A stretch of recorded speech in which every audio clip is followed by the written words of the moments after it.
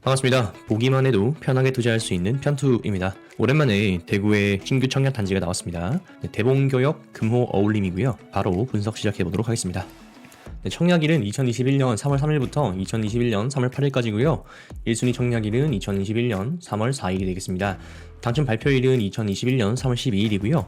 입주 연도는 2023년 8월까지 미등기 전매 금지 단지입니다. 공급 세대는 270세대고 이 중에 조합원이 141세대, 임대가 22세대, 총 433세대가 되겠습니다. 그렇게 크지 않은 단지죠. 시공사는 금호산업 주식회사고요. 주체 번호와 공급 위치는 남구 이천동 281-1번지. 우선 보시면 대봉교역과 건들바위역이 상당히 가깝습니다. 걸어서 가기에는 상당히 좋죠. 건들바위역까지 걸어간다고 하면 도보로 10분 정도 나오고요. 이렇게 갈 수 있겠죠. 대봉교역은 이 방향으로 걸어갈 겁니다. 도보 6분 정도 나오네요. 신천이 우측에 있고요. 대봉초등학교와 대구중학교를 가까이에 끼고 있다. 이천동에 지금 이렇게 블럭으로 쳐 있는 곳이 캠프 헬리가 되겠죠. 캠프 헬리는 아직 이전 소식이 없습니다만은 이 구간도 아무래도 미군 기지가 있기 때문에 이천동에 대한 평가가 조금 안 좋은 상태에 있죠. 그건 주위 시세를 보면 알 수가 있습니다.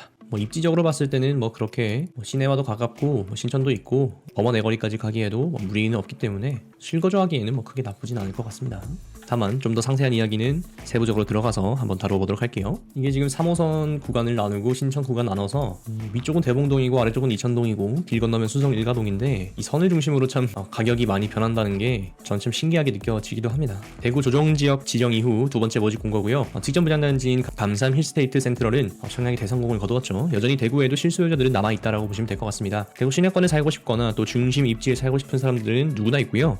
돈 많은 사람은 생각보다 많습니다. 이거 기회 비용으로 생각하면 우리가 어떤 판단을 해야 할지 조금 고민이 될 겁니다. 조정 대상 지역 청약 1순위 자격은 무주택자 혹은 1주택자여야 하고요.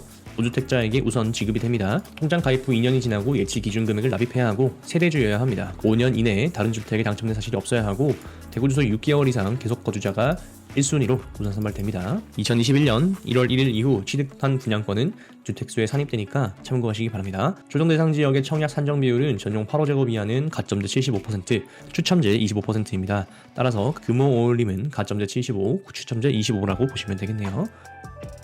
자, 분양가 한번 보겠습니다. 분양가는 착하게 느껴질 정도죠.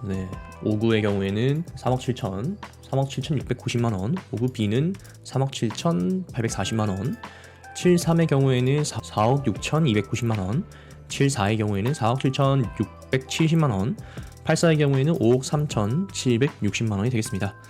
계약금 10%, 중도금 60%, 잔금 30% 단지고요. 보시면은 중도금 같은 경우에는 50%까지 나오게 되어 있고 이자 후불제 조건으로 사업 주체에서 융자를 알선할 예정이라고 합니다. 따라서 10%는 잔압 준비를 하셔야겠어요. 그래서 84 기준으로 본다면 분양가가 5억 3,760만원이니까 20%에 해당하는 1억 750만원 최소로 필요한 비용인 거 아시죠? 발코니 확장비 납부 금액 및 시기는 추후 통보 예정입니다. 바로 옆에 대봉교역 태왕 아너스가 있고요. 84 기준으로 5억 1,950만원에 분양을 했습니다. 현재는 전매 제한 단지인데 네이버 부동산 호가 기준으로는 7억 4천에서 5억 9천만원 선입니다. 바로 여기죠. 대봉교역 태왕 아너스 바로 여기에 위치하고 있습니다.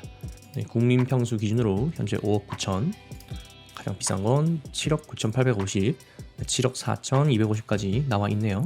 현재 전매 제한 단지인데 전매 제한 종료되면 거래가 가능할 것 같습니다. 비교할 만한 입지가 여기밖에 없죠. 주위는 다 구축 단지라서 끼고 있는 단지, 신축 단지로 비교할 만한 것은 대봉교역 태왕 아너스, 길 건너에 있는 대봉 더샵이나 이런 곳들은 이제 워낙 시세가 많이 올라가지고요.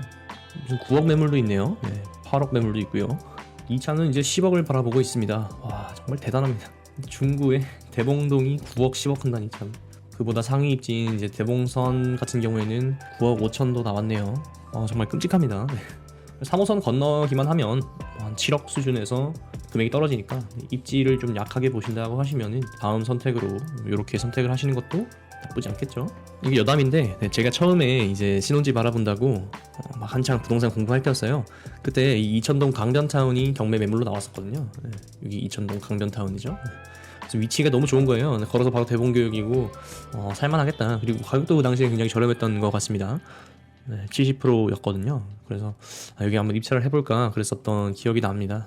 네, 그 당시에는 이제 조금 더 저렴하게 집을 구입할 수 있는 방법을 많이 고민하던 때여가지고 네, 결국 여기에 경매를 입찰하진 않았죠. 다른 곳에 집을 얻게 되었습니다만은 이천동에 와보니까 네, 그런 생각이 나서 여담으로 한번 전해드립니다. 네, 동호수 배치도 한번 보겠습니다. 향 표시가 없는데요. 네. 제가 한번 그려봤습니다. 그래서 남쪽이 우측이 될 거고요. 네, 앞으로 시공사들은 분양하실 때 향 표시 한번 해주시면 감사하겠습니다. 105동, 106동이 지금 84동이고요. 그 다음에 나머지 101동, 102동, 103동, 104동이 84 이하 74, 73, 59 단지가 되겠습니다. 네, 임대가 현재 3구로 104동 1, 2호 라인에 있죠. 그런데 84가 현재 남아있는 게 이거밖에 없어요. 네, 11개밖에 없죠. 심지어 그것도 층도 상당히 낮고요. 쓸만한 건 4개 뿐인데 이 4개를 위해서 84에 청약한다? 굉장히 곤란합니다. 그래서 이제 수요자들은 어디로 가야 되느냐? 네, 73이나 74로 갈 수밖에 없는데 평면도를 한번 꼭 봐야겠네요. 결국에 대봉교역 금호 어울림의 승패는 바로 이 작은 평수를 어떻게 분양시키느냐, 그걸 성공시키느냐 여기에 달려있다라고 보시면 될 것 같습니다. 조합원들은 상당히 신이 날 것 같습니다. 자기들이 다 좋은 매물 가져갔고 단지인 대봉교역 태광하우스가 시세가 올라가고 있으니까 개발의 성공을 점치는 분들이 분명히 계시겠죠. 자, 74의 경우에는 이제 남양이 되겠고요. 73의 경우에는 북동도 있고 남서도 있고 그렇습니다. 여기서 신천이 보이거나 그러지는 않을 거예요.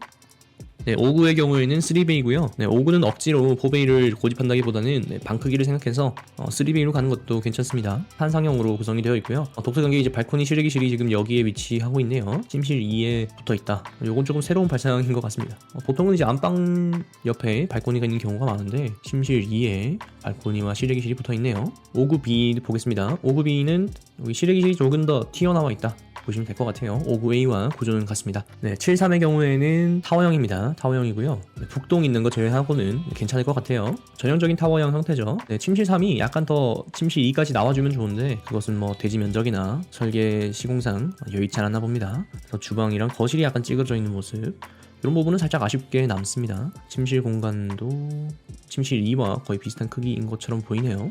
재밌는 게 이거 5번 옵션인데 침실 2를 드레스룸과 복도 팬트리로 바꿀 수 있습니다. 침실 2를 잘라가지고 드레스룸 만들고 복도 팬트리를 쓰는 거죠. 아무래도 이제 타워형 안에서 수납 공간이 작으니까 그 부분을 보완하기 위해서 이런 옵션을 낸 것 같아요. 방이 좀 찌그러지겠죠. 근데 뭐 그렇게 나쁜 옵션이 아닌 것 같긴 해요. 수납도 중요하니까요. 74 보겠습니다. 74 같은 경우에는 3베이 판상형으로 구성이 되어 있고요. 네, 여기는 침실 1에 실외기실과 발코니가 붙어있는 모습을 확인해 볼 수가 있습니다. 거실이 상당히 넓습니다. 네, 상당히 많이 넓고요. 그래서 이제 5번 옵션을 넣은 것 같은데 5번 옵션이 뭔가요?